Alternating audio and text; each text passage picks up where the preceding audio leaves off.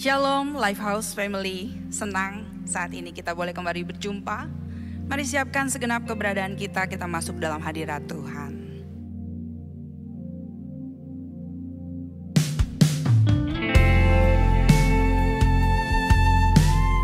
Kami ada di hadapan-Mu ya Tuhan.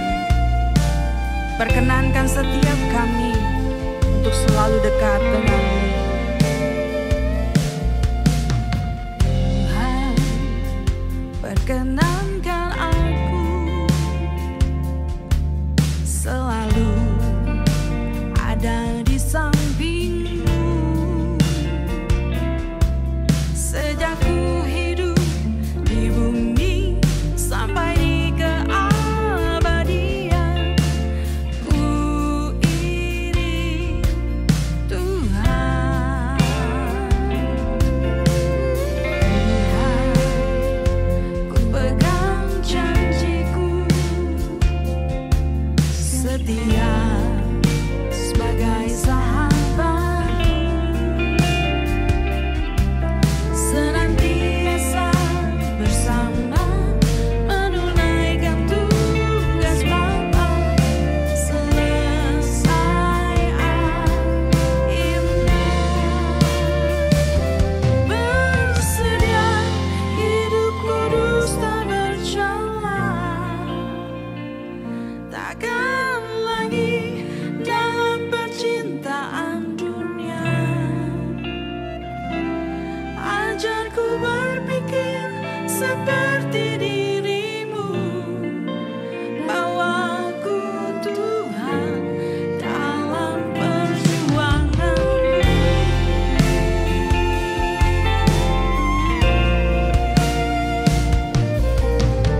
Tuhan, ku pegang janji-Ku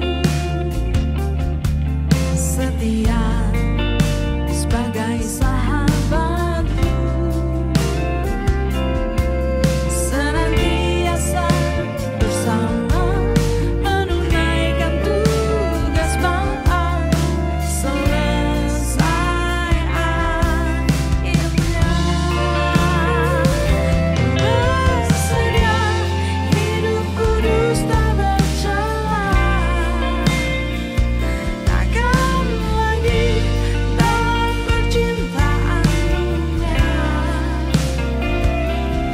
Ajarku berpikir seperti diri-Mu, bawaku Tuhan dalam perjuangan-Mu.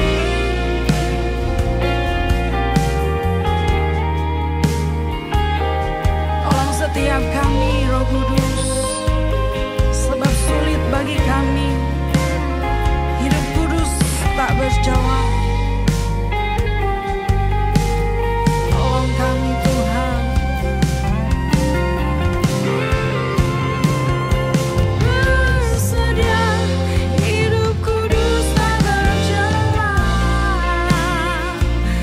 takkan lagi dalam percintaan dunia.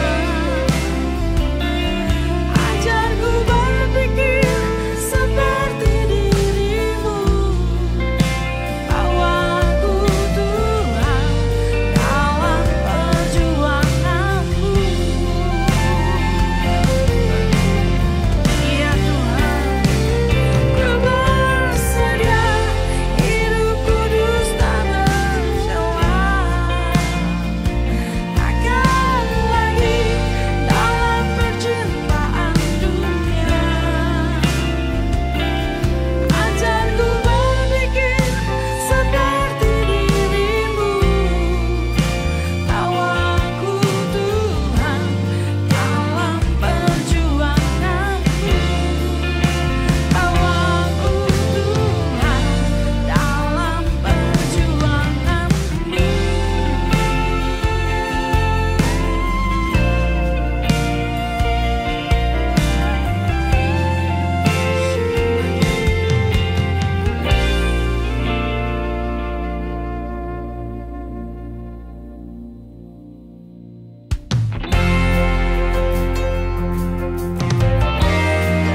Segala pujian hanya bagi Tuhan. Haleluya.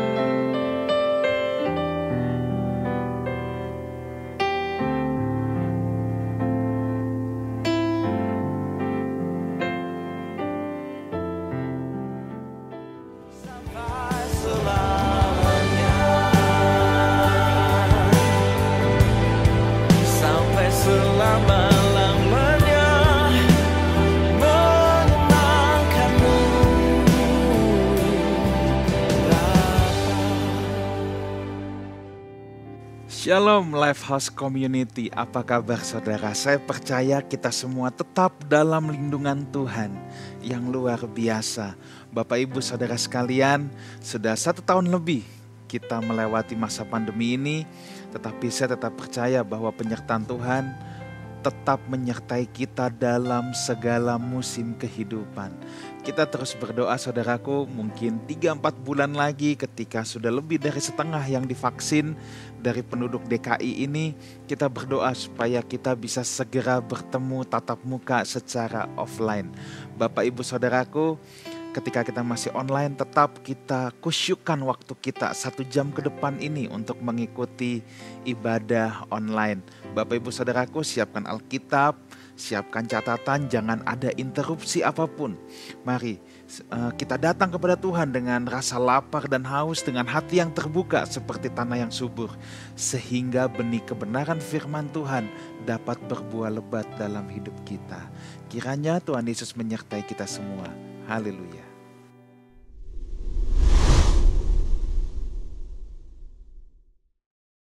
Selamat pagi, shalom bagi kita semua. Kita akan memulaikan ibadah kita pada pagi hari ini. Mari Bapak Ibu, saya undang kita semua untuk tundukkan kepala dan mari kita berdoa. Kami mengucap syukur kepadamu Bapa kami yang di surga. Pagi ini setiap kami, Engkau berikan kesempatan untuk kami datang kepadamu ya Bapa. Kami mau membawa rasa rindu, ucapan syukur kami di hadapan-Mu. Biar Engkau boleh hadir di sini, menjamah setiap kami.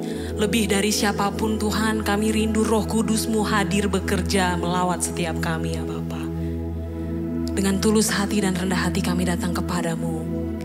Di dalam nama Tuhan Yesus Kristus, haleluya. Amin.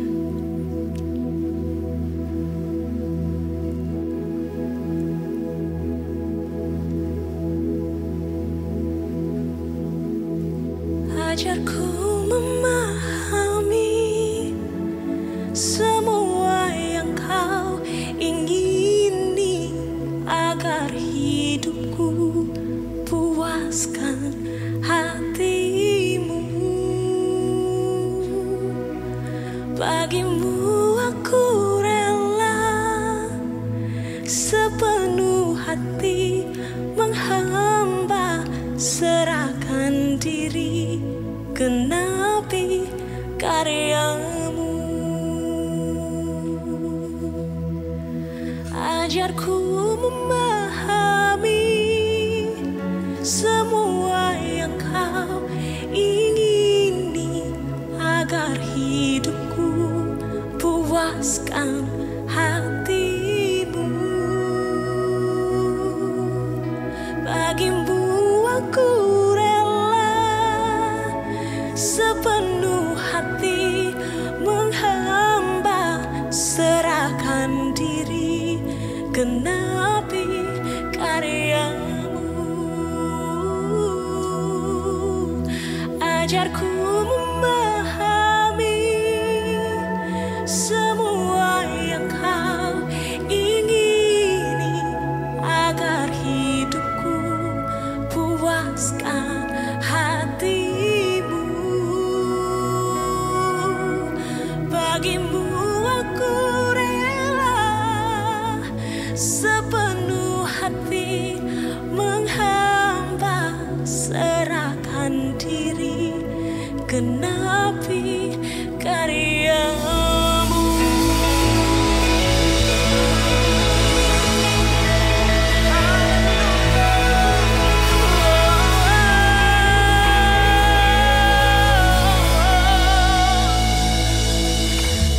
Shalom, selamat pagi. Saya undang saudara untuk bangkit berdiri bersama-sama. Kita meninggikan nama Tuhan bersama-sama. Haleluya.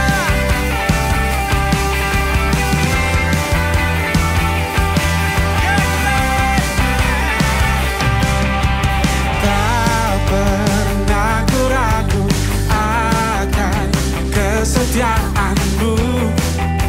Kau pegang hidupku sepenuh jiwa, sepenuh jiwaku.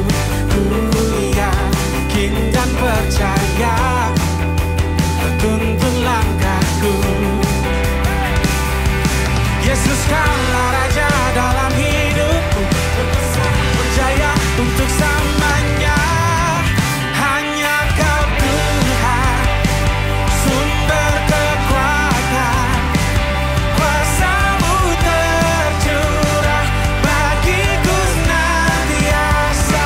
Denganmu Tuhan, ku kan berjalan dari kemuliaan sampai kemuliaan selamanya.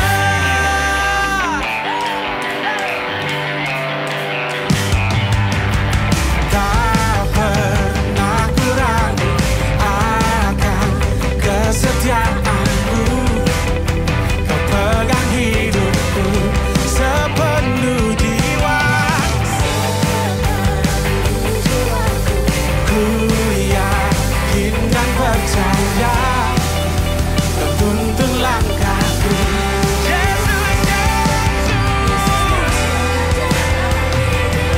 Berkuasa, berjaya untuk selamanya. Sumber kekuatan, kuasa-Mu tercurah bagiku senantiasa. Denganmu Tuhan, dari kemuliaan sampai kemuliaan selamanya.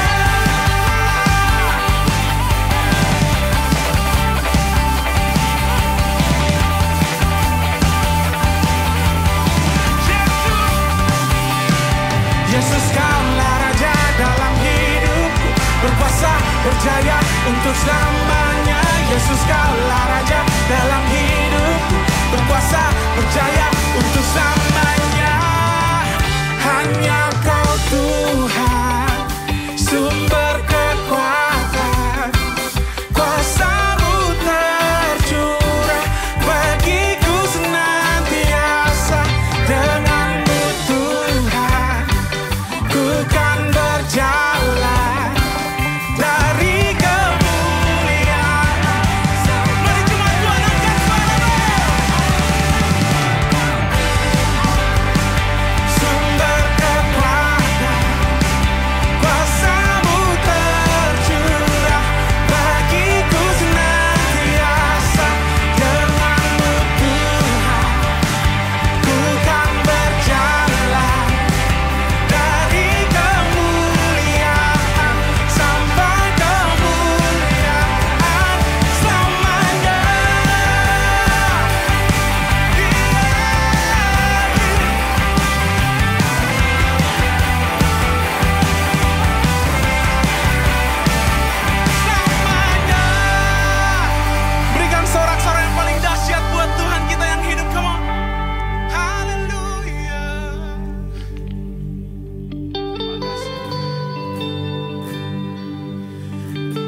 hanya dekat dengan Engkau Tuhan Yesus, kehidupan kami aman.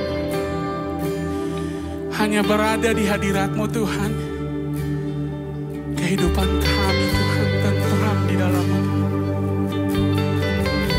Ini sembah kami, syukur kami.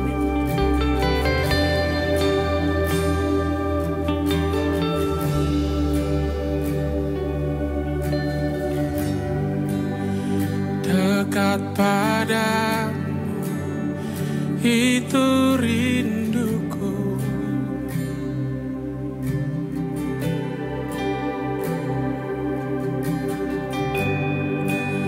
Setiap kata Kau pun menunggu.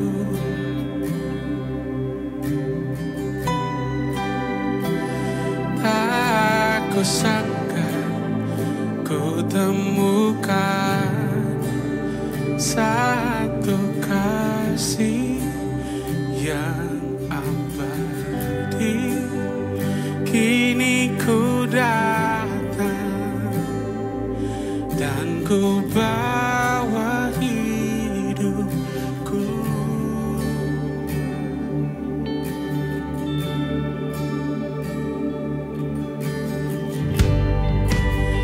Dekat padamu, itu rinduku. Setiap kataku, setiap kataku, Kau pun menunggu.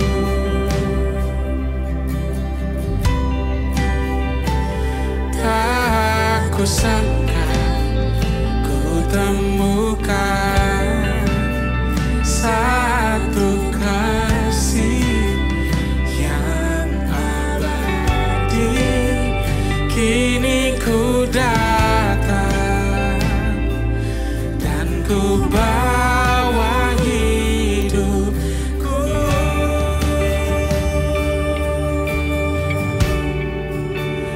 Memandang wajah-Mu, mengikuti kebaikan-Mu, mengejar hadir-Mu dalam hidupku.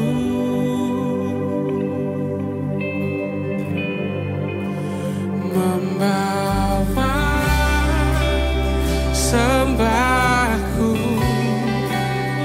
menyatakan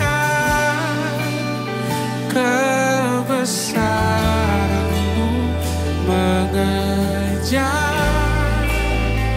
hadir-Mu dalam hidupku. Haleluya. Mari angkat suara. Dekat padamu, itu rinduku. Setiap kataku, setiap kataku, Kau pun menunggu.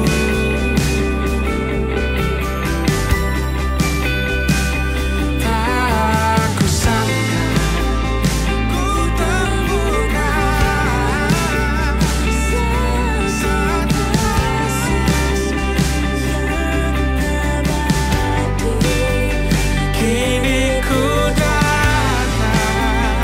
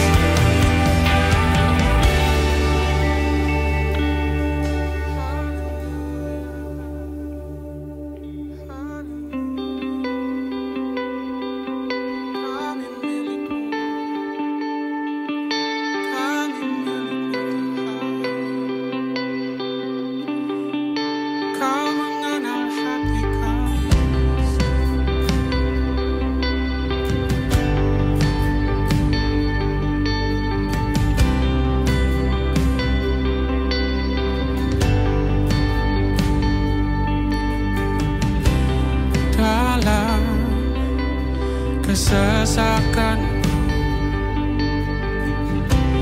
Kau beri kedamaianmu dalam keraguan.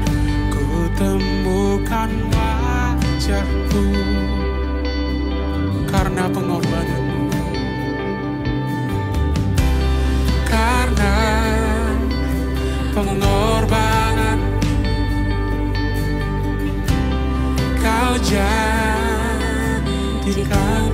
baru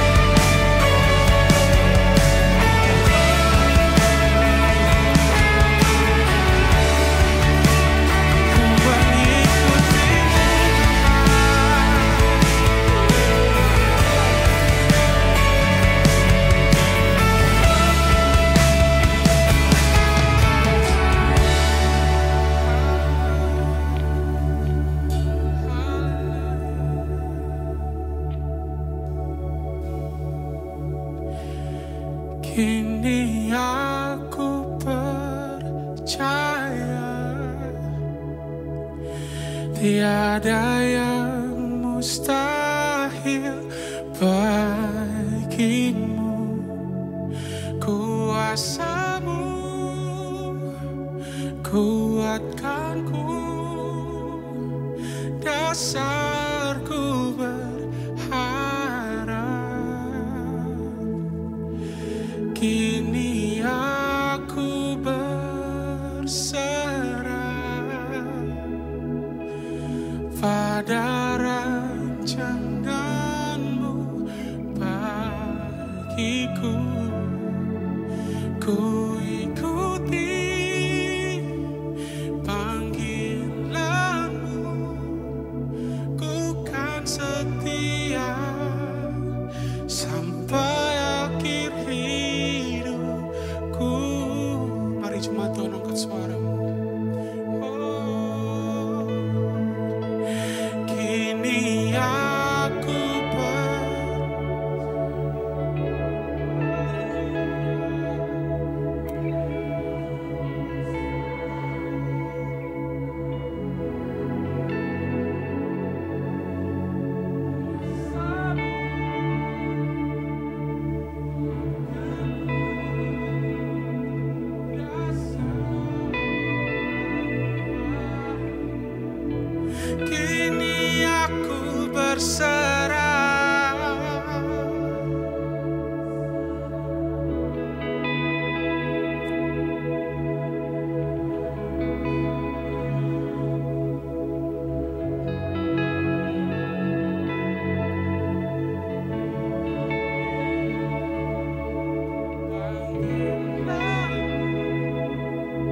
Ku kan setia sampai akhir hidupku.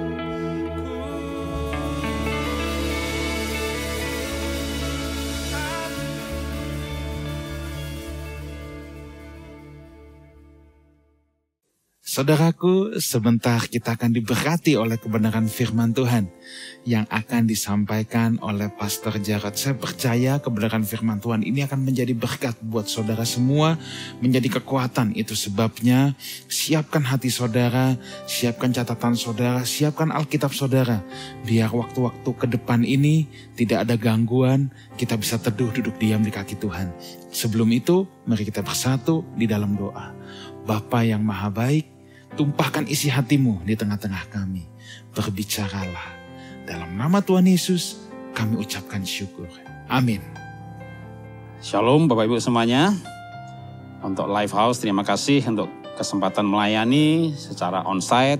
Ini yang pertama saya melayani ibadah seperti ini tahun ini. Ya. Tahun lalu hanya sekali juga di Pak Rubin Adi, Ketua Sinode dari GBI. Selebihnya semua pelayanan saya via Zoom ya. Nah, saya kemarin tapping di sini 2 episode. Ya, satunya roh yang luar biasa, satunya mengatasi kehilangan. Seingat saya untuk hari Rabu ya Pak ya. Hari Selasa, bukan Minggu ya. 2 kali. Sudah tayang semuanya? Sudah, ya yang belum lihat. Karena ini sesi yang ketiga, ya akan nyambung. Mungkin akan diulang sedikit sebagian atau paling enggak terkait. Roh yang luar biasa mengatasi kehilangan. Nah sekarang adalah kuat di tengah badai atau kuat laksana Raja Wali. Ya, saya tes ini ya, slide-nya kita coba. Iya, oke, kuat laksana Raja Wali. Sebentar ya, oke ya, berarti sebelah ini ya. Kita akan membaca firman Tuhan dari Ulangan pasal 32 ayat 9 sampai 12. Saya akan bacakan, Bapak Ibu boleh membaca juga bersama-sama dengan saya.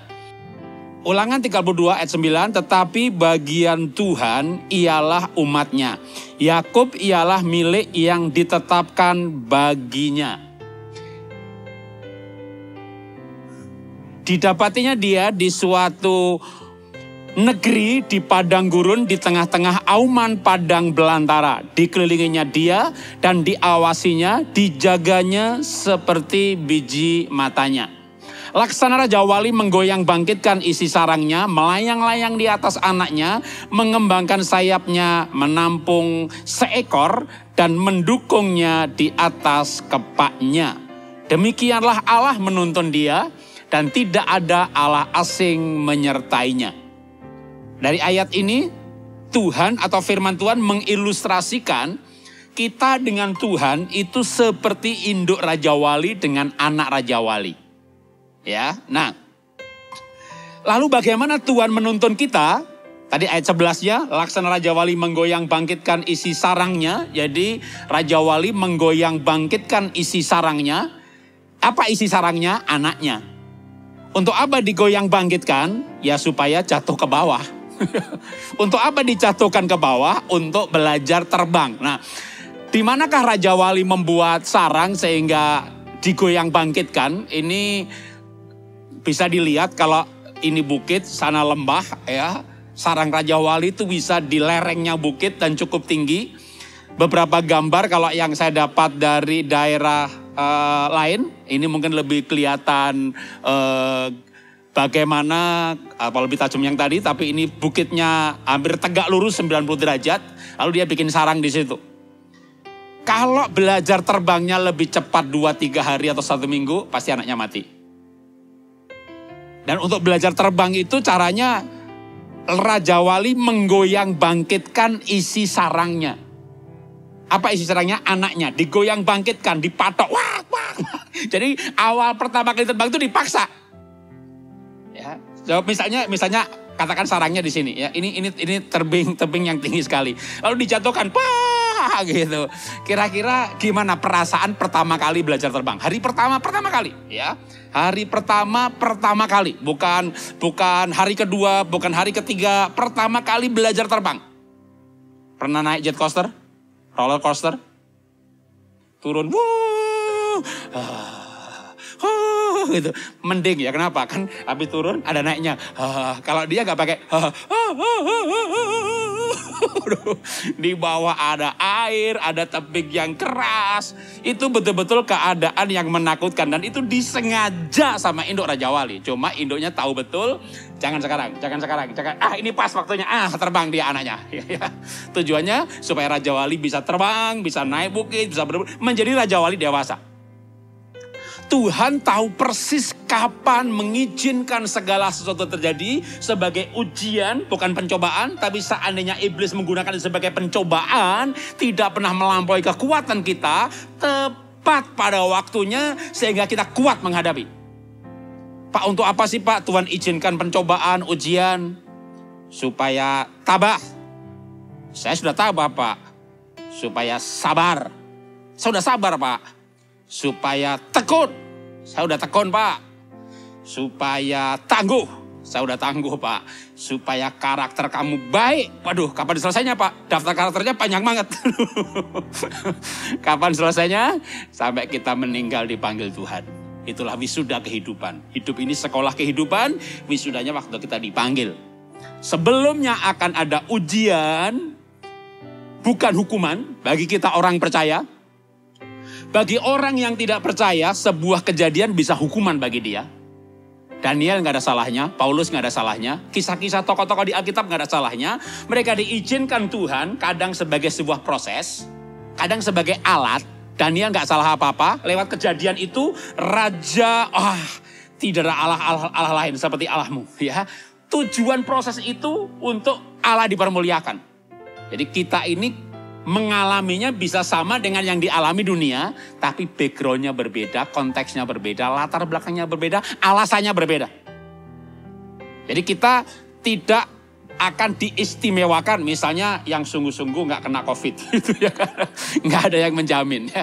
Mungkin saja kita bisa mengalami, tapi waktu kita mengalami, pada saat itu bagi kita masing-masing punya ceritanya masing-masing, punya alasannya masing-masing. Ada yang supaya sabar, ada yang supaya tabah, ada yang supaya tekun, ada yang nggak ada hubungannya dengan pembentukan karakter, tapi sebagai alat Tuhan untuk Tuhan dipermuliakan. Lewat 2 sesi yang sebelumnya saya sudah bersaksi mengenai mengatasi kehilangan dan juga mengenai roh yang luar biasa. Saya bersaksi mengenai kebakaran, saya bersaksi mengenai ditipu orang. Tapi yang terakhir yang saya mau sambung adalah ketika saya harus bangkrut. Ini benar-benar sesuatu yang tidak namanya, mana ada orang bangkrut dipersiapkan ya. Dulu orang bilang, Pak Jarod enak ya usahanya MLM, multi produk lagi. Kalau sepatunya nggak laku, bajunya laku. Baju nggak laku, kosmetiknya laku. Kosmetik nggak laku, cookware-nya laku. Ya produknya banyak. Kalau Jakarta Russo yang di Papua laku. Karena stokis kami ada di semua provinsi, di 200-an kabupaten. Tiba-tiba digitalisasi datang.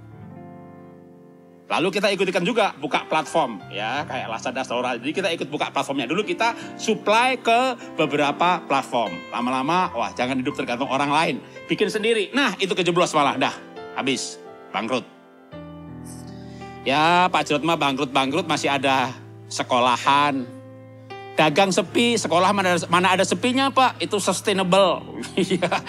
Industri pendidikan gak ada matinya Pak Jarod. Gitu. Tiba-tiba COVID datang. Kita punya 66 franchise di Indonesia. Tapi sekolah kita di playgroup dan taman kanak-kanak. Kuliah, pandemi, kuliah di rumah. Lah kalau playgroup, sekolah di rumah, bermain di rumah. Ngapain sekolah? Apa yang terjadi? Tahun lalu, TKB lulus. Playgroupnya nggak ada yang daftar, jadi TKA. TKA-nya jadi TKB. Tapi nggak ada playgroup baru daftar. Bulan Juli ini, TKB-nya bakal lulus nih. Playgroup-nya nggak ada. TKA-nya di TKB. Jadi kalau mulai dulu 100, tinggal 60, tinggal 30. Udah. Ternyata nggak ada yang sustainable, nggak ada yang stabil, nggak ada yang kuat. Nggak kepikir industri pendidikan runtuh juga gara-gara COVID. Jadi kami punya cabang-cabang, Pak. Cabang kami nggak ada murid baru playgroup-nya. Ya sekolah di rumah. Sekolahnya bermain di rumah, ngapain bayar? Istri saya kemarin pensiunkan diri 2 pegawai, ya. Yang sisanya, ini gimana caranya murid yang ada ini duit pemasukannya dibagi rata. Duh, ngalamin begitu sudah, itu namanya pandemi ini semuanya terkena dampaknya. Pendeta aja yang bilang, Pak, kolektor kami juga turun, Pak. Lah kalau jemaatnya income-nya turun, gimana perpuluhannya naik? Kecuali ada naik kan. Sekarang nggak 20%, ganti 30%.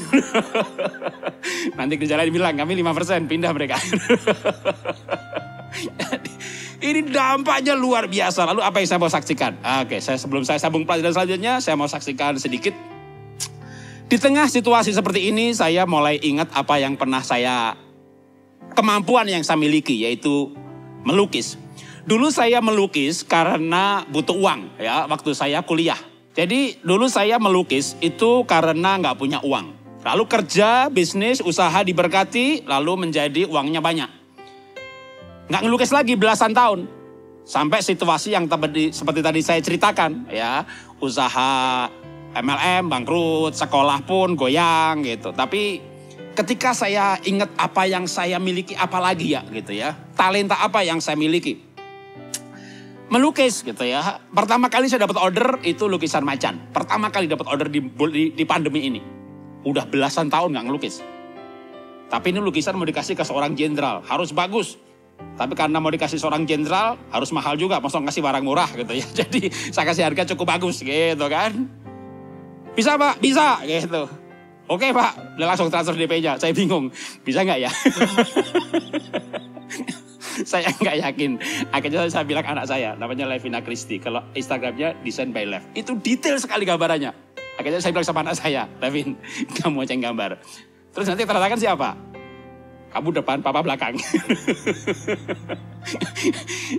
Ini belakang kan pas. Kalau terus nanti lukisannya kita lukis berdua, kamu macanya, papa backgroundnya. Jadi saudara, bagus ya kan. Jadi bagus, posting lagi. Ada orang yang lihat, order lagi saudara. Anak saya udah sibuk, waduh. Kemarin yang bikin anak, mau sekarang bikin anak lagi. Wah itulah kalau talenta sudah belasan tahun gak dipakai. Tapi singkat cerita, ya saya bikin juga dah gitu ya. Ya ini jadi yang kedua, yang saya buat sendiri ya.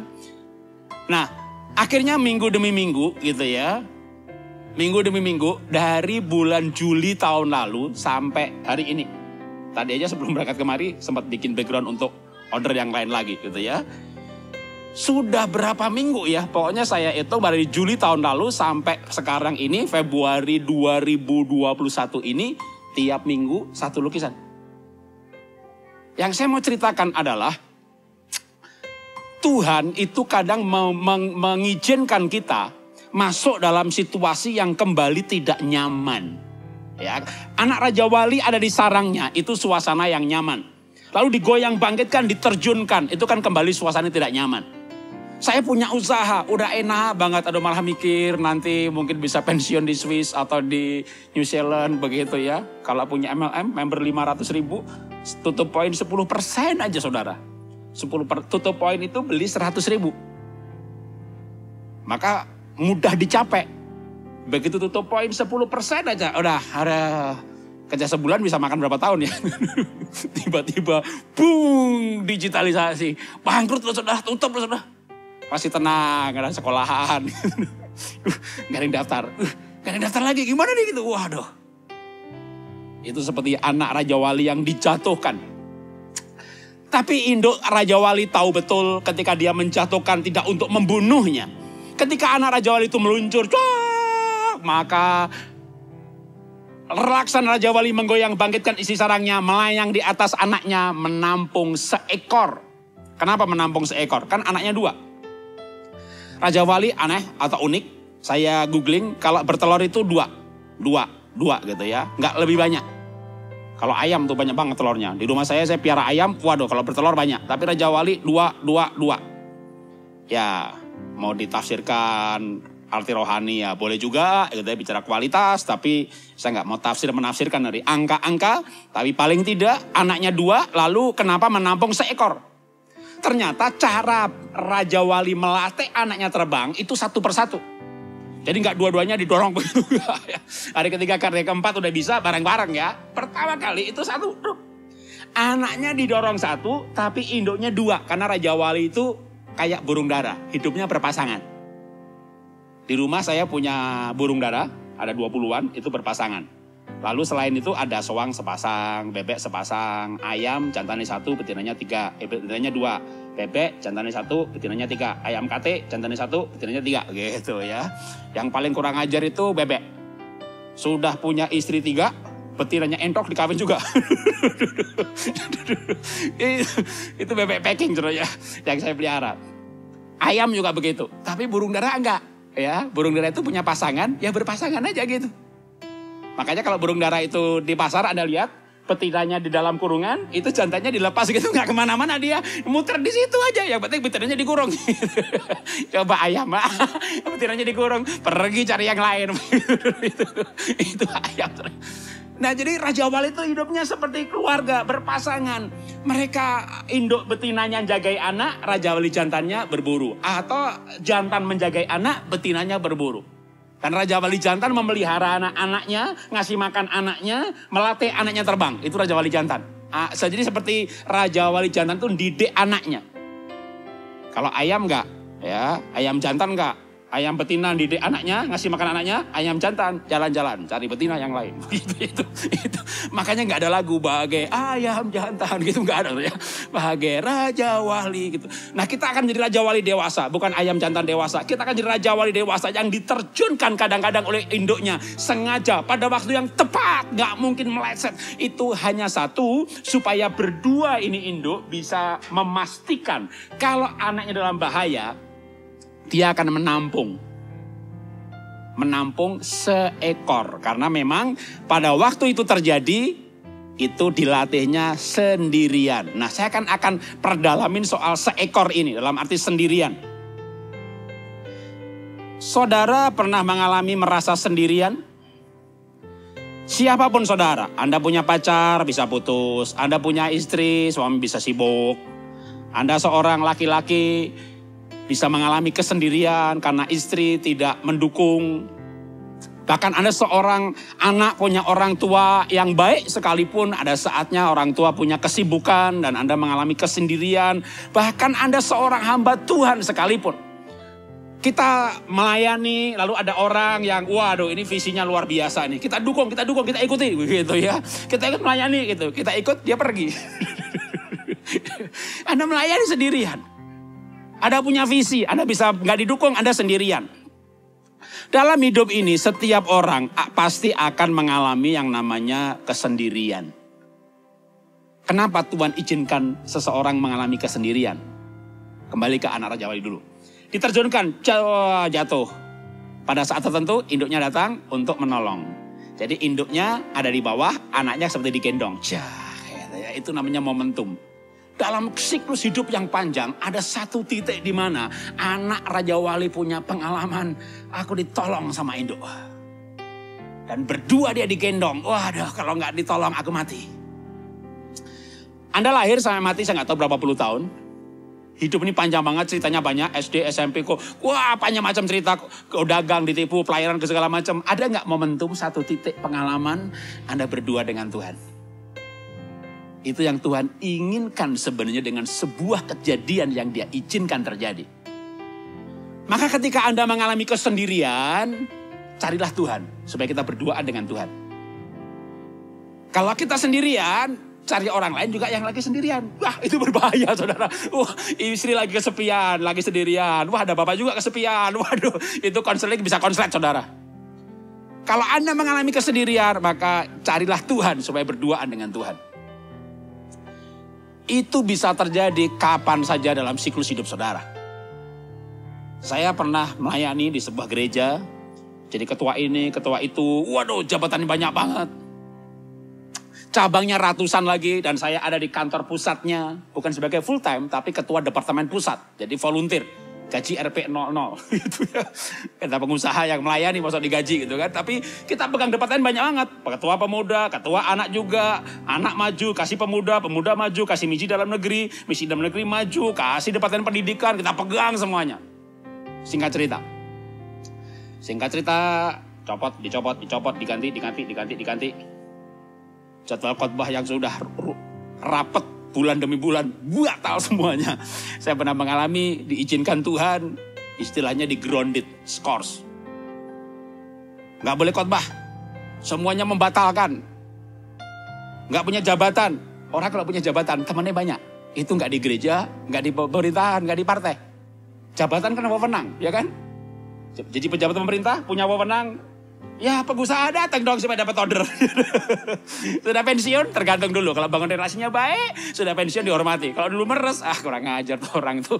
Ya kan? Bahkan mungkin sakit disyukuri. Ya kan? Waduh, begitu jabat gak ada. Waduh, temannya berkurang banyak. Mengalami kesendirian. Padahal saya orang sanguin. Foto karakternya kuning. Orang kayak saya gak boleh khotbah. Wah saya bisa gila kali.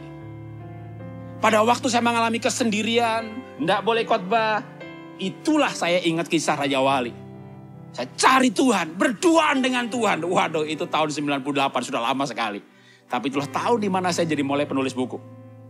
Dan itu tahun nulis bukunya banyak banget. Baru tahun depannya tuh terbitin satu lagi. Sekarang udah 66 buku. Waktu saya kuliah, saya orangnya... Mungkin sekarang Anda lihat saja ketahuan. Ini orang banyak ngomong nih. Kalau nggak dikasih timer, waduh bisa kok. Ini khotbah mau berapa jam nggak ada habisnya saudara. Kalau saya nggak pakai PowerPoint, ini bisa lari ke sana kemari. Tujuannya ini bukan hanya untuk buat saudara, buat saya juga supaya habis ini terus selesai gitu ya. Slide-nya habis tadi selesai. Kalau enggak, orang sanguin tukang ngomong begini. Aduh, saya itu tukang ngomong tipe belajarnya auditory. Jadi kalau kuliah duduk, kagak nulis. Cuma dengerin, sambil dengerin, kadang ngomong sama orang lain, tapi dengerin. Karena gaya belajarnya dengerin gitu ya kan. Wah kalau mau ujian, cari melankolik. Iya yang rapi, pinjem dong catatannya gitu, beli fotokopi. Ini tukang ngomong gak suka nulis. Begitu mengalami kesendirian, dikeluarkan dari zona nyaman. Tadinya melayani dengan jadwal yang begitu banyak sepanjang tahun. Pegang jabatan di kantor pusat gereja yang cabangnya ratusan. Kalau pegang jabatan diundang ke sana kemari. Udah pokoknya dalam pelayanan nih, gak cuma dalam bisnis. Nyaman sekali. Tiba-tiba kayak boom, habis. Saat itulah saya tahu, ini saatnya berduaan dengan Tuhan. Itu momentum. Ketika berduaan dengan Tuhan, seperti anak Raja Wali digendong induknya, aduh, makasih ya, makasih, gitu ya. Ini momentum gak pernah lupa, saudara. Berduaan dengan Tuhan, berbicara dengan Tuhan, saat seperti itu, baca Alkitab enak banget. Pernah saudara, lagu itu tiba-tiba bagi Anda artinya lebih bagus daripada sebelumnya? Iya, karena pas, kata-katanya pas, kata-katanya jadi pas gitu ya. Tadinya gak pas gitu kan, begitu katanya jadi pas, Anda dengerin lagu aja bisa menangis loh saudara. Itu momentum. Itu tujuan dari sebuah kejadian. Sehingga kita mengalami peristiwa, bergaul dengan Tuhan. Tujuannya apa? Supaya kita kuat seperti Raja Wali dewasa. Nah, kita lanjutkan lagi. Raja Wali ini unik sekali. Dia berbeda dengan unggas yang lain. Saya punya ikan koi di rumah dari tahun 2009. Lama juga tuh, berarti awet juga ya. Sampai sekarang gak mati-mati. Ada burung, ada entok. Ini yang masih bertahan itu berarti udah 10 tahun itu hanya soangnya aja. Ayam kemarin mungkin musim Covid apa kena Covid ya 5-5-nya mati semuanya. Jadi udah yang baru semuanya. Kalkun 4 tahun mati, sekarang punya 2, udah yang baru lagi gitu ya. Tapi yang cukup lama angsa atau soang. Tapi Raja Wali saya googling ada yang sampai 40 tahun loh. Waduh, itu menurut saya unggas terpanjang umurnya. Kemungkinan hidup terpanjang. Kenapa? Kenapa Raja Wali punya umur bisa panjang-panjang? Karena Alkitab menceritakan. Laksana Raja Wali menggoyang bangkitkan isi sarangnya, melayang di atas anaknya. Raja Wali bergerak dengan cara melayang. Itu yang pertama, melayang. Apa sih melayang itu? Kalau terbang itu kan begini terbang ya, mengepakkan sayapnya. Kalau melayang, melayang itu sayapnya nggak digerakkan. Tapi Raja Wali harus menaruh sayapnya pada posisi yang pas. Saya piara ayam serama. Jadi selain ayam biasa ada ayam serama. Ayam serama itu lebih kecil daripada kate. Itu kalau bertelur di atas lemari. Kalau tidur, ini musim hujan, saya pasang payung yang cukup tinggi saudara. 2 meter kali ada tingginya payungnya gitu ya. Payung gede saya pasang biar dia tidur di bawahnya. Enggak, tidur di atasnya. Jadi anak saya begitu hujan, ini hanya bodoh amat dikasih payung malah tidur di atasnya gitu ya. Supaya gak terbang-terbang diapain? Ya sayapnya dipotong bisa juga. Atau gak usah ekornya dipotong. Jadi sayap burung, ayam, unggas semuanya sama. Ada sayap utama gitu ya, besar. Ada ekor gitu ya, itu untuk arah kiri kanan gitu ya. Sayap kalau Anda naik pesawat kan begitu mau landing ada sayap ini, ada bagian lagi yang keluar gitu ya, supaya dia menahan daya tahan untuk jatuhnya lebih kuat gitu ya. Nah, melayang itu seperti Raja Wali, seperti kalau pesawat terbang itu ya sayapnya pas. Nggak boleh nggak pas saudara. Ini kalau nggak pas sedikit ya jadi belok kiri, jadi belok kanan atau malah naik atau turun. Jadi melayang itu menaruh posisi yang pas. Selain itu Raja Wali juga bergerak. Nanti saya terangkan arti rohaninya dengan terbang. Ayatnya ada di, saya nggak bacakan tapi saya sebutkan aja. Ayub 39, 30, 31. Atas perintah mukah Raja Wali terbang membubung ke tempat tinggi dan bersarang di tempat yang tinggi. Yang susah didatangi oleh musuhnya. Nah, terbang itu sayapnya begini. Dengan kekuatan ototnya, Raja Wali bergerak dengan dua-duanya. Terbang dan melayang. Ini ilustrasi kehidupan kita. Kalau kita mau hidup ini umurnya panjang, bergeraklah dengan 2 cara itu. Ada saatnya kita harus terbang. Ya, kalau Raja Wali masih di bawah gitu ya. Langsung melayang, ya nabrak. Terbang dulu, ada angin, iya ini bisa dipakai kekuatan angin untuk bergerak. Maka dia taruh sayapnya pada posisi yang pas, menggunakan kekuatan angin untuk bergerak. Kalau kita mau hidup ini panjang, maka hidup ini harus sesuai dengan sayap kita. Yang saya artikan, minat, bakat, talenta, kemampuan, passion. Kalau kita hidup sesuai dengan minat, bakat, talenta, passion, dan itu akan berhubungan dengan panggilan. Panggilan Tuhan berhubungan dengan keunikan Tuhan menciptakan kita. Itu kalau pas, hidup ini gak berat. Pak Jarod, hari Minggu atau 1 hari sanggup khotbah berapa sesi Pak? Anda sanggup dengerin saya berapa sesi? Anda mau suruh saya dari jam 6 pagi sampai jam 12 malam, 12 sesi, nggak masalah, saudara, nggak masalah. Nggak ada capeknya, gitu. Nggak pusing, Pak. Lagi pernah mau pusing, otaknya kagak dipakai. Ini udah kalau namanya khotbah itu udah kayak gini loh, saudara. Anda nyetir itu, otak saudara itu sebenarnya setengah sadar loh. Ya, kalau direkam jejak, otaknya itu diperiksa gitu ya. Kenapa? Terutama laki-laki ya. Mungkin kalau perempuan enggak. Perempuan kalau nyetir dia konsentrasi. Karena driving skillnya di bagian otaknya itu kecil kalau wanita. Kita nyetir itu kadang kan nggak pakai mikir. Maka sambil nyetir bisa mikir yang lain. Bisa ngobrol ya. Istrinya kalau nyetir nggak bisa begitu. Makanya stres kalau suaminya pergi sama orang. Temennya di sebelahnya ngobrol sama temennya. Istri di belakang. Dia membandingkan dengan dirinya gitu ya. Harus konsentrasi nyetir gitu. Kalau laki-laki enggak ya. Karena dia driving skillnya tinggi. Tapi bahkan kadang-kadang seperti alam bawah sadar. Maka kalau orang belajar nyetir itu capek.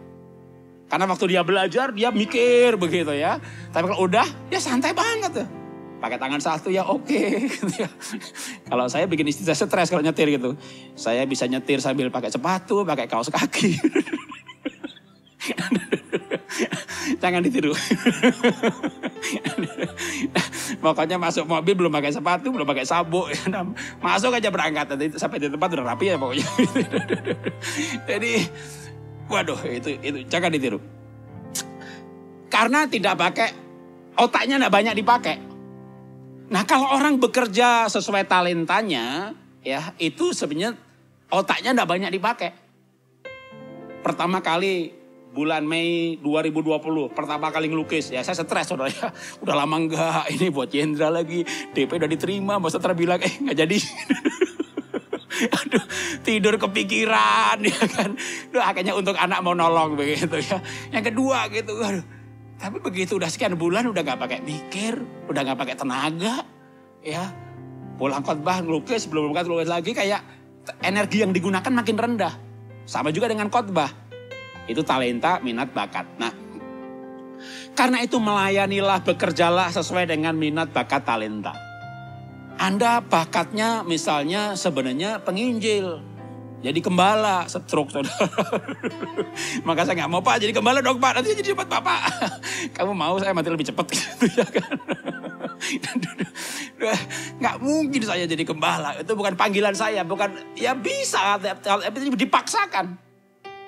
Kalau kita hidup seperti panggilan kita, keunikan kita, maka saya percaya kita akan seperti Raja Wali gitu ya, umurnya panjang. Memang manusia dengan otaknya yang luar biasa, apalagi ada ilmu mengenai sinapsis, bagaimana dalam otak manusia bisa diciptakan kemampuan ekstra, asal tekun, setia, senang, konsisten, dilatih, tapi tetap tidak seringan dan sebahagia semudah dengan apa yang memang built-in waktu kita diciptakan.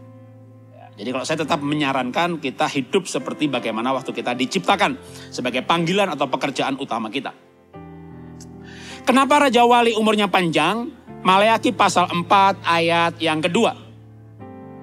Tetapi kamu yang takut akan namaku, bagimu akan terbit surya kebenaran dengan kesembuhan pada sayapnya. Maleakhi 4 ini nggak menyebut kata Raja Wali. Jadi sedikit comot logi gitu ya. Tapi saya hubungkan dengan ayat yang lain. Tapi saya menafsirkan ini yang dimaksud kayaknya pada Raja Wali. Karena pada Raja Wali lah ada siklus kesembuhan pada sayap. Kalau bicara unggas. Nah, saya sambung lagi dengan ayat yang lain. Baru saya gabung jadi satu. Yesaya 40 ayat 31. Tetapi orang-orang yang menanti-nantikan Tuhan mendapat kekuatan baru. Mereka seumpama Raja Wali yang naik terbang dengan kekuatan sayapnya. Mereka berlari dan tidak menjadi lesu. Mereka berjalan dan tidak menjadi lelah. Tambah satu ayat lagi, menurut saya akan menjadi lebih mudah dijelaskan apa yang sebenarnya terjadi dengan Raja Wali dengan 3 ayat ini. Mazmur 103 ayat 5. Dia yang memuaskan hasratmu dengan kebaikan, sehingga masa mudamu menjadi seperti baru pada burung Raja Wali. Sehingga masa mudamu menjadi baru seperti pada burung Raja Wali. Memangnya Raja Wali menjadi baru lagi, muda lagi? Iya. Jadi kalau digabung semuanya, Maleakhi, Yesaya, dan Mazmur ini ternyata Raja Wali itu sudah bisa terbang. Raja Wali dewasa, wah luar biasa. Tapi ternyata masih bisa juga ada siklus yang namanya sakit. Bahasa Ibraninya gering. Tahu gering?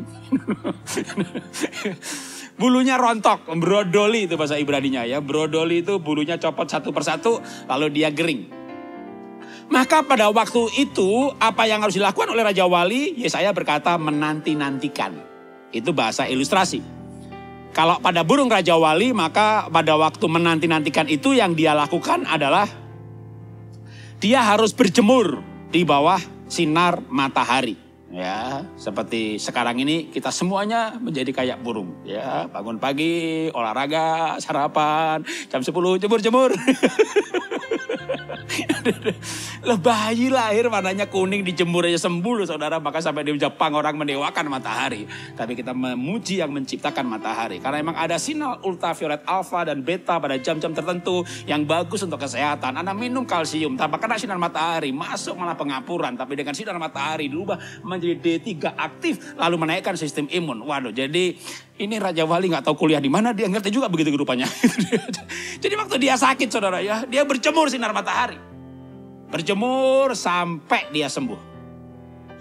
Ternyata waktu dia sembuh itu terjadi regenerasi persis pada kalimat Ayub pasal 42. Karena kata kesembuhan yang digunakan pada saya Raja Wali mudah lagi, Mazmur tadi itu sama dengan Ayub dipulihkan. Maka Ayub itu hidup 120 tahun lagi. Jadi bukan kayak orang motornya rusak diganti karburator buang, pasang yang baru. Jadi kalau Raja Wali itu misalnya sakit pada umur 20 tahun, dia bertahan pada waktu itu, nggak mencoba-coba sebelum waktunya sembuh dan nyoba-nyoba pergi lalu mati, maka dia punya kekuatan hidup 20 tahun lagi. Itu kenapa dia bisa hidup 40 tahun. Maka apa yang kita bisa dapatkan cerita ini esensinya untuk hidup kita. Kalau Tuhan izinkan maka adalah baik kata ratapan. Menanti dengan diam. Menanti-nantikan Tuhan. Memang menunggu itu paling gak gampang ya. Aduh, kalau makanya jangan ditunggu saudara. Tadi Pak Bikan telepon saya, Pak di mana Pak? Parkir di bagasi, di basement gitu ya. Saya jarang sekali ditunggu orang. Pokoknya kalau acara jam 10 kurang 10 saya pasti di situ. Itu bukan sanguin banget, melankolik banget. Kenapa? Karena dulu tahun 90 saya masuk Astra ekspor, saya usaha ekspor, saya jadi marketing ekspor, punya bayar orang Jerman. Waduh. Janjian di hotel jam 8, saya datang 8:20 dimaki-maki saudara ya. Saya minta maaf kenapa macet gitu, dibentak lagi. Jakarta macet hanya hari ini atau biasa. Kalau biasa kenapa gak datang lebih awal. Saya diusir loh saudara, diusir. Kamu gak serius, saya diusir suruh pergi gitu. Wah begitu diusir saya balik kantor ditanyakan sama bosnya. Gimana prospeknya? Mau jawab apa saudara? Wah itu juga pengalaman gak terlupakan. Besoknya saya berangkat lebih pagi. Terus sampai hotel saya mandi di hotel. Waktu bayar ditanya, kamu di mana? Udah di lobby, udah lama. Dari tadi udah sejam lebih. Itu bayar datang beberapa lama kan untuk cari produk ke Indonesia. Berikutnya lagi begitu dia tahu saya berangkat lebih awal, alasannya kenapa gitu. Udah pokoknya kamu besok datang ya, ketemunya di tempat breakfast. Tak ajak makan pagi sekalian, lumayan gratis. Aduh. Waktu itu saya masih tinggal di pinggir kuburan. Sudah tahun 90 saya merantau ke Jakarta, tinggal di pinggir kuburan Kuningan Jakarta, 60 kali 60 meter persegi saya tinggal di situ. Kerja sebagai marketing Astra untuk ekspor. Ya, menunggu memang hal yang tidak mudah. Maka ada beberapa budaya yang benar-benar menunggu itu kayak haram gitu ya. Menunggu tidak mudah. Tapi kalau kita diizinkan Tuhan, maka kita harus menunggu. Biasa bisnis gak gampang loh ya. Mungkin bukan soal duitnya loh ya. Nganggur itu kan gak gampang. Kecuali pemalas gitu ya. Ya sudahlah tidur. Mana bisa tidur saudara. Sekarang kalau udah bangun gak bisa tidur. Dulu sebelum pandemi, sebelum bangkrut. Banyak urusan. Tidur jam 11. Ya kan? Bangun jam 6. Udah pandemi, usaha tutup. Ya kan? Tinggal ngelukis. Jam 8 malam saya udah tidur. Tapi jam 4 bangun. Ya gak apa-apa lah lebih sehat katanya. Saya googling lebih sehat. Ya sudah lah. Pokoknya sekarang jam 4 pagi udah bangun aja udah gitu. Ngapain ya? Apa yang bisa dikerjakan? Kalau gak ngelukis ya posting sana, posting sini, inspirasi. Tapi masih banyak orang yang, yo Pak usaha sama saya. Enggak deh. Saya gak mau kalau usaha itu hanya sekedar kesibukan. Kalau bukan panggilan Tuhan, bukan tuntunan Tuhan. Tuhan izinkan terjadi untuk saya pribadi, apa yang Tuhan kehendaki dalam hidup saya di usia saya sekarang ini.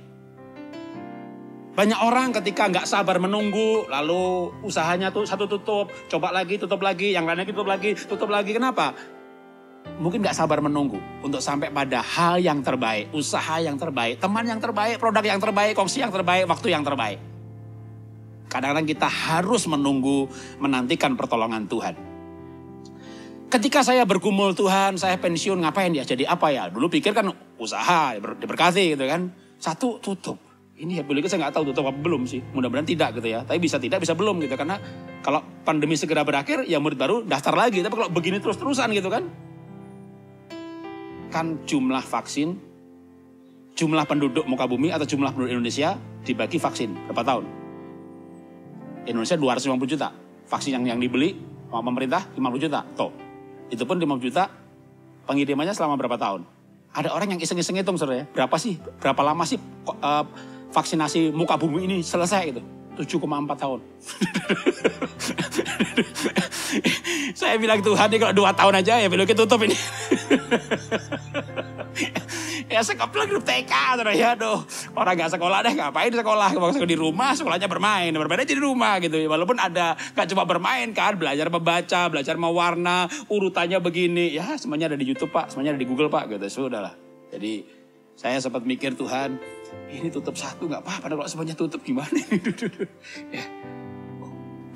Penawaran, teman saya banyak tuh, namanya teman banyak tuh yang Pak yuk ikut saya gitu. Saya kan kita udah lama bersahabat.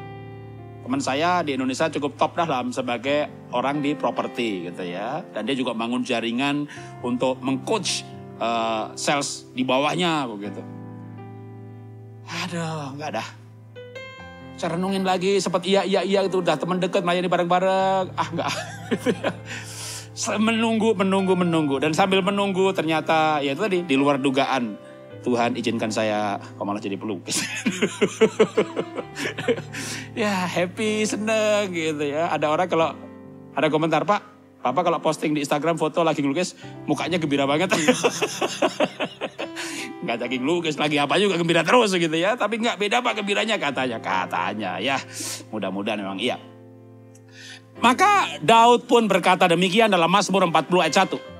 Aku sangat menanti-nantikan Tuhan, lalu ia menjenguk kepadaku dan mendengar teriakanku minta tolong.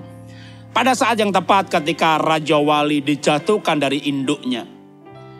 Induknya nggak jauh kok, dia nggak kemana-mana.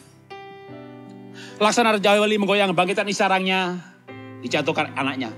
Melayang-layang di atas anaknya. Induk Raja Wali itu hanya di atasnya. Cuma masalahnya anak Raja Wali nggak lihat induknya. Karena anak Raja Wali belajar terbang, dia lihat ke bawah, dia agak, hei halo mami. Pertama kali belajar, mana bisa nengok-nengok ke atas begitu. Dia lihat masalah, dia lihat ada bahaya, dia lihat batu yang terjal. Itu induknya di atasnya. Saudara ada masalah, makanya saudara gak melihat Tuhan. Karena Anda melihat masalah. Tapi Tuhan lihat kita loh. Kenapa kita ngeliat Tuhan? Ya kalau Tuhan gak kelihatan. Hantu yang kelihatan ya kan. Tuhan memang tidak kelihatan, tapi pasti saudara, pasti Tuhan melihat kita. Dan pada saat yang tepat dia akan menolong kita.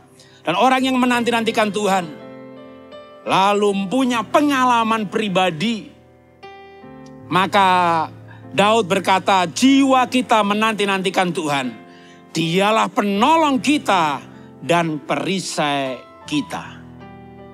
Dalam hidup ini hal yang paling menurut saya menguatkan kita adalah kalau kita punya pengalaman di era di mana digitalisasi, milenial, akhir zaman, Tuhan ada, Tuhan hidup, jadi perdebatan. Apa ada sih gitu? Bahkan orang bisa belajar Alkitab sampai jadi dokter teologi dan akhirnya malah berubah percaya ini karya sastra. Tapi kalau Anda dan saya, kita bisa punya pengalaman hidup dan kita bisa rasakan, bisa mengalami Tuhan ada. Tuhan ada. Nah, Tuhan ada tuh sering justru dalam suasana yang tidak nyaman. Bangsa Israel keluar dari Mesir, masuk tanah perjanjian. Waduh, itu nggak ada makanan. Burung puyuh datang. Ada laut dibelah. Itu nyata sekali, saudara. Daniel sebagai pegawai raja, nyaman. Mungkin nggak ada, mujizat nggak rasa. Begitu masuk gua singa gitu. Singanya datang gua tuh, begitu sampai di sebelahnya nggak bisa buka mulutnya. Jadi Alkitab tidak mengatakan bahwa singanya itu menjadi jinak. Nggak ada ayatnya. Yang ada ayatnya adalah Tuhan mengirim malaikat mengatupkan mulut singa. Jadi singanya nggak jinak loh. Tapi mulutnya dikatup. Oke, imajinasi sebentar ya. In Daniel itu singanya. Buas saudara ya. Wow, galak, menakutkan. Begitu dekat dengan Daniel, mulutnya tutup. Mulai tutup 3 hari. Apa itu singa nggak sakit gigi, saudara? Mungkin hari kedua singanya udah stres. Ini orang nggak bisa dimakan. Udah stres semuanya gitu. Tapi itu menurut saya Daniel juga pertama diterjunkan. Kan buas, saudara, bukan jinak loh. Kalau jinak dia nggak takut. Dia takut. Begitu sampai dekat. Ada yang nutup mulutnya. Tuhan,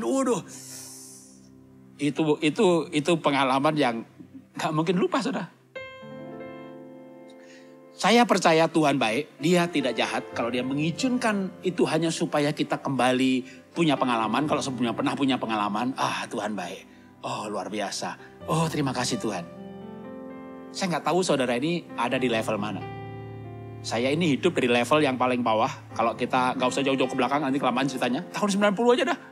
Merantau ke Jakarta, tinggal di rumah, kontrak 6 kali 6 meter persegi. Kontraknya 450.000 untuk 6 bulan. Istri saya kerja di Hero Gatot Subroto, maka kami tinggal di belakangnya. Jaya Mandala, belakangnya lagi, lompat parit, belakangnya lagi, kebun pisang, belakangnya lagi. Kuburan, nah itu sebelahnya. Itu yang namanya, dapat bonus, dapat THR gitu ya, dapat kerja kan, begitu omsetnya ada, dapat komisi 2 juta, senang banget. Kita pernah di level itu. Kita pernah hidup di level kalau meeting, kita bulan lalu atau minggu ini yang tutup poin berapa ya? Gitu ya. Hari ini yang tutup poin berapa ya? Kalau kita bilang bulan ini tutup poin 10%, 50.000, 50 miliar. Haleluya. Untung kita pernah hidup di level itu. Terus nyungsep lagi. Kayak Raja Wali gitu. Waduh. Itu bisa kayak dapat order lukisan, senang banget. Saya bilang Tuhan, kok kayak balik lagi dulu. Saya pikir kalau udah 50 tahun, 57 ya. Udah mau 60 tahun begitu ya, dipikir pantai Bali gitu ya, liburan, pensiun begitu. Wah, umur 60 tahun lagi, hidup lagi dari minggu ke minggu gitu. Tapi nikmat loh. Saya itu kalau saya ditanya gimana Pak gitu. Ya sekarang ini nikmat, lihatnya muka saya. Dengarnya irama ketawanya kan nggak ada sumbang begitu kan. Karena merasakan bahwa Tuhan ada, Tuhan nyata, itu luar biasa. Belum lagi ketika situasi seperti ini, saya tutup dengan cerita sedikit mengenai anak-anak kami. Semua anak kami diberkati luar biasa. Jadi yang nomor 1 di trend watching Australia di Singapura, justru malah ketika yang lain dikurangi, dia dipertahankan. Karena dipertahankan, mungkin pemiliknya berpikir bahwa selama ini dengan sekian puluh pegawai lalu dikurangi menjadi sekian, ya kalau ini dinaikkan pun masih pengurangan biaya yang luar biasa. Jadi malah dia naik gaji, naik posisi. Kemarin dia ceramah seperti ini 3 hari untuk Danone Belanda. Dia ngasih coach 3 hari 500 juta. Dia sudah bilang, bentar lagi kamu udah kayak John Maxwell. Dia hidup sebagai coach untuk bisnis yang di dunia internasional diberkati luar biasa. Nomor 2 Benaya sebagai research development untuk perusahaan Schaeffler di Jerman. Perusahaan Jerman tapi di Singapura. Yang saya bersyukur itu nomor 3. Karena agak nggak jelas tadinya. Orang seni kan nggak jelas gitu. Melukis, baju, apa gitu. Pulang dari Melbourne, fashion sekolahnya RMIT. Begitu lulus, tapi orangnya mau apa aja. Jadi begitu belum kerja, itu di Melbourne dia mau jaga restoran, di tempat kafe, bikin kopi gitu. Justru diam-diam saya pikir, wah ini anak mau apa saja gitu ya. Tapi nggak kayak kakaknya, dalam hal karir jelas, selalu jelas. Terus singkat cerita karena dihitung-hitung, ya nombok ini deh. Kerja di kafe, biayanya saya bilang kalau tiap bulan udah nggak nombok, kamu udah lulus kuliah, nggak saatnya lagi papa nombokin tiap bulan. Nggak kuat. Pas belum pandemi itu balik. Pas sebelum pandemi. Awal Maret. Dan puji Tuhan, kemarin dapat pekerjaan. Pas hampir selesai 3 bulan, ditawari lagi, lompat 2 kali lipat. Ada saya bilang ini pada masa pandemi begini, orang susah dapat kerjaan. Dia dapat kerjaan, baru selesai masa percobaan, ditawari tempat yang lain, lompati 2 kali lipat. Pas saya bilang, Tuhan, nggak perlu khawatir hidup ini. Tuhan itu atur semuanya. Tuhan tuh atur semuanya. Kadang-kadang Tuhan izinkan supaya kita kembali seperti bulan madu dengan Tuhan. Ya, pertama kali kita lahir baru ini kayak bulan madu dengan Tuhan. Waduh, bergaul dengan Tuhan, doa tuh nyata, hadirat Tuhan nyata. Kadang-kadang nyaman, ya nyata, tapi kadang kayak nggak nyata banget karena udah menjadi rutinitas. Begitu dibongkar sarangnya, sarang kan mewakili rasa aman, ya kan? Tempat di mana nyaman, dibongkar, digoyang, bangkitkan sarangnya. Sarang itu bisa usaha kita, bisa keluarga kita, bisa keuangan kita, digoyang, bangkitkan. Wah, jangan takut. Tuhan melihat kita dan Dia siap menolong kita. Amin. Mari tunduk kepala, kita berdoa. Bapa, kami mau kuat di tengah badai seperti Raja Wali. Karena kami punya Tuhan yang baik. Kami punya Tuhan yang melihat kami. Kami punya Tuhan yang punya kemampuan menolong kami. Kami punya Tuhan yang punya kesanggupan di atas segala masalah yang kami alami. Bahkan kami tahu semua yang terjadi adalah seizin Tuhan. Kalau kuasa si jahat akan menggunakan apa yang terjadi untuk menghancurkan hidup kami, iman kami, pengharapan kami, keluarga kami. Tapi Tuhan mampu mereka-reka semuanya untuk menjadi kebaikan bagi pribadi kami, karakter kami, keluarga kami, bagi bisnis kami, bagi pelayanan kami. Sehingga kami menjadi orang-orang yang lebih baik, pribadi yang lebih baik, karakter yang lebih baik, masuk bisnis yang lebih baik, panggilan yang lebih baik. Sehingga tahun ini kami percaya Tuhan, bahkan tahun-tahun ke depan, kami akan tetap semakin baik. Kami akan makin dekat dengan Tuhan.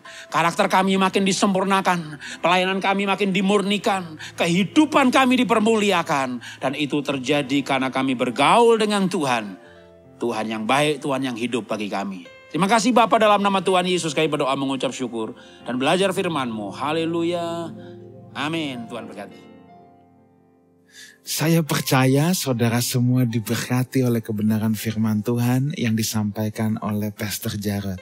Saudara, sebelum kita akhiri ibadah ini, saya mau ingatkan saudara, follow and subscribe Instagram Lifehouse Jakarta. Di sana ada renungan harian, live message yang akan memberkati saudara semua. Dan juga YouTube channel Lifehouse Community, di mana saudara bisa beribadah online, mendengarkan kebenaran firman Tuhan, menyaksikan program Live Talk juga. Sebuah program diskusi setiap Kamis malam jam 7 malam. Dan juga ada live study di YouTube channel Lifehouse Jakarta. Setiap Sabtu video sudah tersedia sejak jam 6 pagi. Luangkan waktu saudara senyaman saudara, jam 7, 8, 9, 10, 11. It's up to you, tetapi pastikan luangkan waktu 30 menit untuk belajar Alkitab di weekend saudara. Dan juga jangan lupa subscribe Lifehouse Music. Ada kebenaran firman Tuhan yang akan sangat memberkati saudara semua. Tuhan Yesus menyertai kita semua. Kita bangkit berdiri, angkat tanganmu dan terimalah berkat Tuhan. Kiranya berkat dari Allah Bapa, cinta kasih karunia dari Tuhan kita Yesus Kristus, persekutuan yang indah dan yang manis dengan Roh Kudus menyertai kita semua. Sampai Dia yang mulia Tuhan Yesus datang untuk yang kedua kalinya, menjemput umatnya yang hidup sepadanan dengan kebenaran Injilnya di awan-awan permai. Sama-sama kita katakan, amin. Happy Sunday, God bless you all.